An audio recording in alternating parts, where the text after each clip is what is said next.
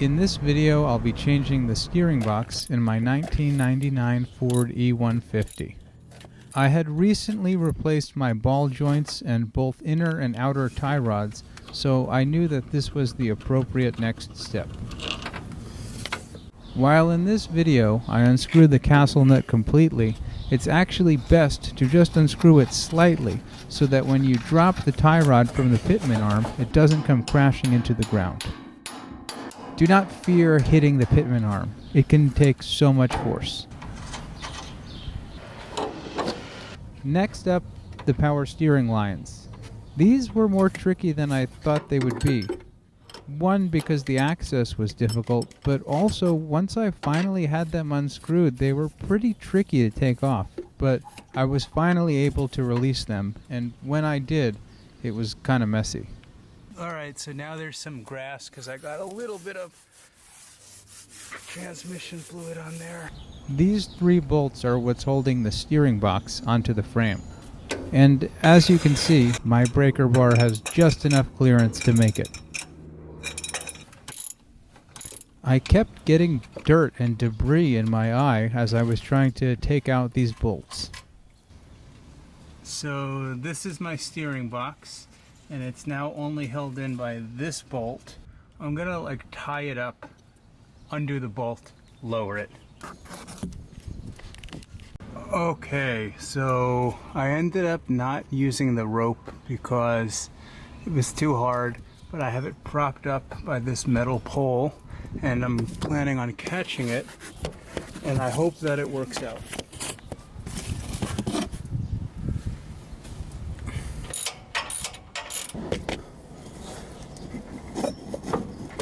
I was truly amazed by how heavy this steering box actually was. This thing is just so incredibly bulky and heavy. The only tool that I had to remove the nut securing the Pitman arm was a pipe wrench. I noticed that it made such cool sounds. The Pitman arm was really on there, and I tried several different techniques to release it, but I didn't have a real puller. After several failed attempts, I decided it would be best to put the whole steering box and Pitman arm assembly into my backpack and see if a shop would be willing to pull the Pitman arm off.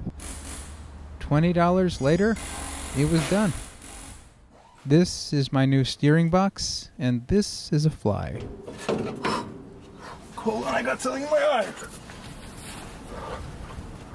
This is what it's been like all day. While the grass clippings make it look like I'm working at a farm, this was just to soak up the fallen fluid. So yeah, it fits over these teeth.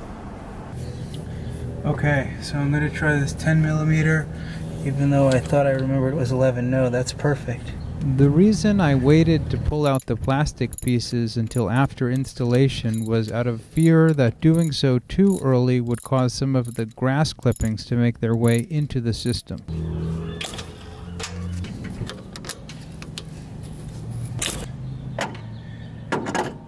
Again, in tightening these lines, it appears that the biggest issue is simply clearance. This cotter pin is so screwed up. Did I put anti-seize on the new Pitman arm so it doesn't happen again? No, because hopefully I won't have to do this again. So hopefully that'll work. It's not focusing on it. Yeah, I know. It's just people on YouTube like to put their hand behind it. It's autofocus. Oh, really? Do you know what I mean? Oh. Like, and then push down halfway on that trigger. oh yeah, there we go. Oh my god, I'm like a YouTuber. Yeah. I wonder if this will fit. Oh yes. Does this fit? Sick. Dude, I found this pipe. It's like it was in a homeless encampment. Okay, so now we clean up, and I still have real debris in my eye. It's pretty bad. This whole day has been pretty bad. Now it's time to refill the power steering reservoir. In my case, my car takes transmission fluid, but yours may be different.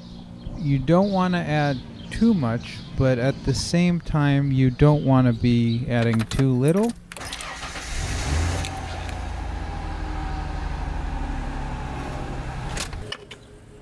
Oh yeah, so that took some, dude. That's so cool. And that's basically it. One step that I neglected to mention is attaching the steering system to the steering box. While changing the steering box provided its advantages, it didn't necessarily solve my problem, so I'll be doing a little bit more investigating and posting a new video shortly.